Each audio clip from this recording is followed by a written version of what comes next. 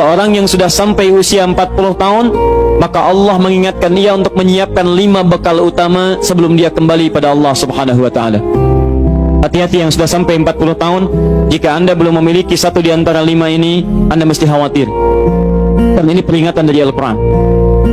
Baik, 1. Qala rabbi auzi'ni an ashkura ni'mataka allati an'amta 'alayya wa 'ala walidayya.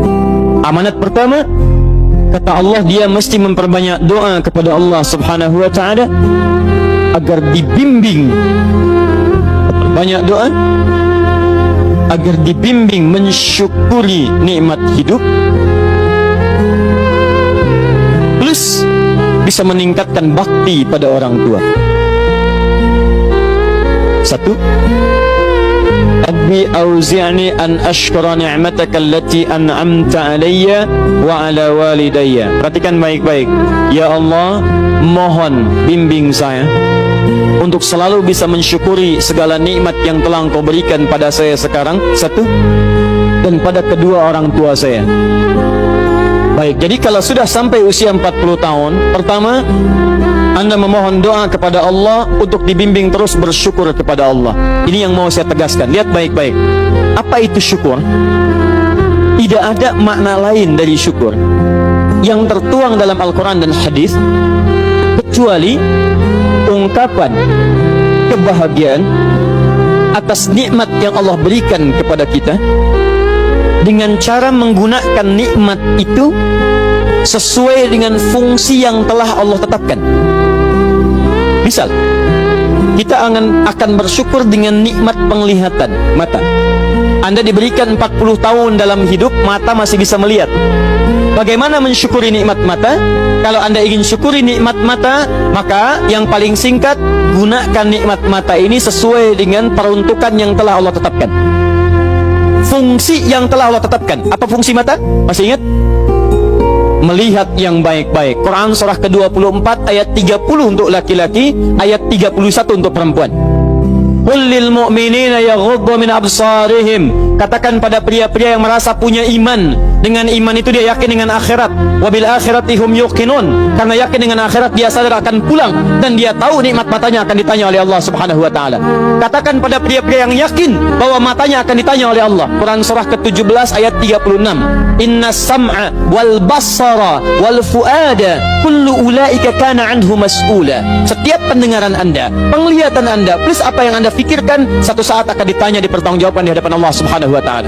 Karena itu kata Allah, katakan pada orang-orang yang yakin dengan itu semua, ghuddu min absarihim, matanya hanya boleh melihat yang baik-baik saja. Yang tidak baik, palingkan. Ibu juga sama, ayat 31-nya. Wa kullil mu'minati yaghdudna min absarihinna. Katakan pada perempuan yang merasa yakin dengan Allah, yakin akan pulang, yakin akan ditanya, matanya hanya boleh melihat yang baik-baik saja menurut Allah. Yang tidak baik, palingkan. Di ghaddul basar itu bukan nggak boleh lihat, Pak. Ghaddul basar itu silahkan lihat, tapi ketika yang dilihat tidak baik menurut Allah, maka palingkan dari itu semua. Ini tidak tepat, teman-teman sekalian. Anda hanya mengucapkan alhamdulillah ya, sampai sekarang penglihatan masih baik. Belum cukup. Baik itu dipakai lihat apa? Penglihatannya baik, tapi masalahnya yang dilihat baik tidak. Itu poinnya. Maaf, ada anak usia 4 tahun, Bu, Pak, tidak bisa melihat. Dalam tidak bisa melihatnya, dia masih mau menghafal Al-Quran. Namanya Mu'af. Tinggalnya di Asyut, adanya di Kaira, negaranya Mesir. Matanya nggak bisa lihat, tapi dia sampaikan pada bapaknya, Pak, saya ingin menghafal Quran. Saya ingin menghafal Quran. Kata bapaknya, kamu yakin? Saya yakin. Baik, keluarga sederhana, punya cuman motor yang sangat luar biasa tidak bagusnya. Dimodifikasi dashboardnya, menempuh jarak kisaran 20 km. Datang pada syekhnya, bapaknya kemudian membonceng, muadnya di belakang. Teman-teman sekalian, setiap berangkat datang pada syekh, dapat hafalan baru, bapaknya tulis ayatnya, disimpan di dashboardnya. Di jalan lihat ke sini, lihat ke jalan, lihat ke sini, lihat ke jalan. Mu'adz bacakan ayatnya, bapaknya mendengarnya. Secara singkat, tiba-tiba setelah itu fasenya berakhir, jadilah anak ini hafal Quran. Yang ngantar belum hafal Quran, yang diantar nggak bisa lihat hafal Quran. Saking mudahnya Al-Quran, yang nggak bisa lihat bisa hafal Quran. tapi bapaknya dapat pahala dari transferan anaknya. Perhatikan baik-baik. Begitu dibacakan Qurannya, bagus makhrajnya, viral kisahnya. Begitu viral di Timur Tengah, datang reporter mau wawancara. Pertanyaan pertama, kalau Adinda diperkenankan oleh Allah untuk bermohon saat ini, apa yang mau dimohonkan kepada Allah? Reporter ini mengira dia akan meminta doa seperti ibunda Imam Al-Bukhari bermohon kepada Allah supaya Al-Bukhari disembuhkan dari butanya. Bu, Pak, Imam Al-Bukhari itu dulu buta. Butanya permanen. Dilahir 2 tahun ayahnya meninggal, 4 tahun buta permanen. Nanti ada satu kejadian di situ yang dengan kejadian itu ibunya berdoa kepada Allah, anaknya menghafal Quran sampai di surat Qaf ya, ayat ke-22. Anaknya murajaah ayat, ibunya memohon kepada Allah sambil menangis sambil tertidur sampai tertidur. Disitulah kemudian terjadi sesuatu yang luar biasa. Seketika Allah sembuhkan Al-Bukhari kecil, matanya bisa melihat kembali. Karena kajian kita bukan di sini, lain waktu nanti saya terangkan. Anda yang punya kitab Fathul Bari, Syarah Sahih Al-Bukhari, beli jilid pertama, kitab Muqaddimah, halaman 634, paling kiri, paragraf yang ketiga, baris 1 sampai dengan 9. Anda temukan kisahnya.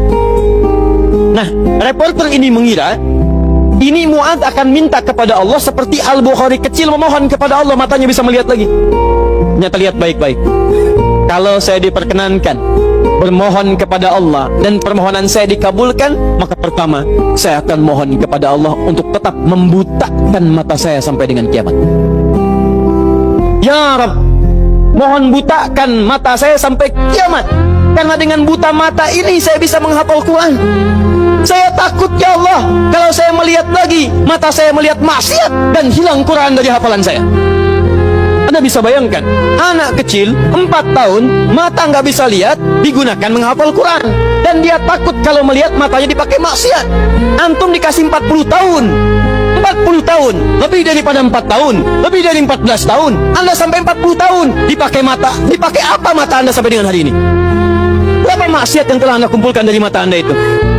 Mungkin wajar, jangankan hafal, baca masih sulit, lihat mushaf masih enggan, membaca masih susah. Kalau Anda sulit berhadapan dengan Al-Quran dalam pandangan Anda, tanyakan pada diri Anda, dipakai maksiat apa mata ini selama ini?